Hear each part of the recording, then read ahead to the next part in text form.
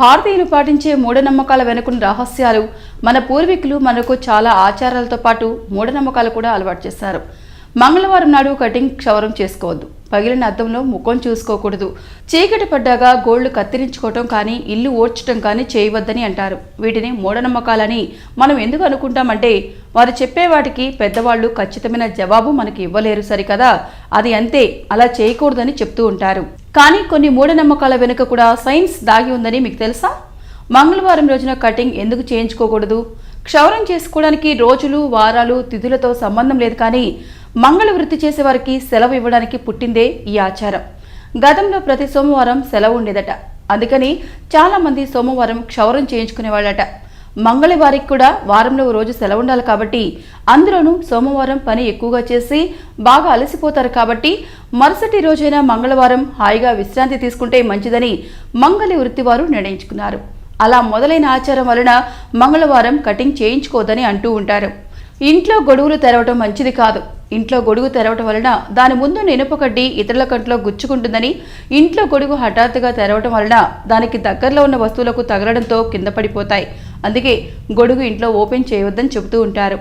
అలా చెబితే పెద్దగా పట్టించుకోరని, ఇంట్లో గొడుగు ఓపెన్ చేస్తే ఏదైనా ప్రమాదం జరుగుతుందని ట్యాగ్లను తగిలించారు. షాపుల ముందు, ఇంటి ముందు, వాహనాలకి నిమ్మకాయ, పచ్చిమిర్చి, పండుమిర్చి కలగలిపి వేలాడదీసి ఉంచడం, ఇలా చేయడం వల్ల దుష్టశక్తులు, అరిష్టాలు జరగవని, ప్రయాణం ఎటువంటి ఇబ్బందులు లేకుండా సాఫీగా జరుగుతుందని చెప్తారు. కానీ కారణం అది కాదు. సైన్స్ ప్రకారం ఇలా వాటిని వేలాడతీయడం వలన ఇంట్లోకి క్రిమికీటకాలు, దోమలు, దుర్వాసన రాకుండా అరికడతాయని కట్టేవాళ్ళట. పగిలిన అద్దంలో ముఖం చూసుకోకూడదు. ఇంట్లో పగిలిన అద్దాలను బయటపడేయమని చెప్తారు.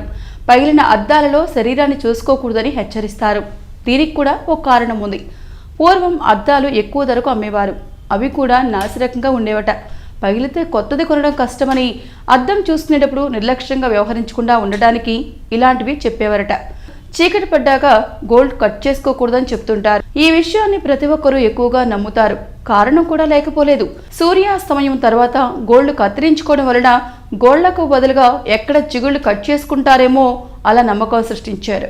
చీకటి పడ్డాక ఇల్లు ఓడవద్దు, సాయంత్రం దాటాక చీకటి పడ్డప్పుడు చీపురు ఓడుస్తుంటే చీపురు పట్టుకోవద్దని చెప్పేవారు. చీకటి పడ్డ తర్వాత చీపురు పడితే ఏదో జరుగుతున్న భయం క్రియేట్ చేశారు.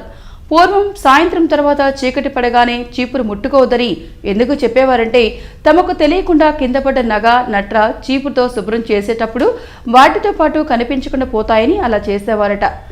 గ్రహణం సమయంలో గర్భిణీలను బయటికి రావద్దని, కూరగాయలు కోయటం చేయవద్దని చెబుతూ ఉంటారు. ఎందుకంటే గ్రహణం సమయంలో గర్భిణీగా ఉన్న వారి పొట్టపై యూవీ కిరణాలు పడి బిడ్డకు హాని జరుగుతుందని ఒక నిబంధన ఉంది.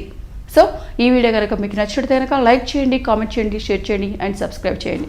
Thank you for watching MSR TV. Please like and subscribe Eagle Andhra.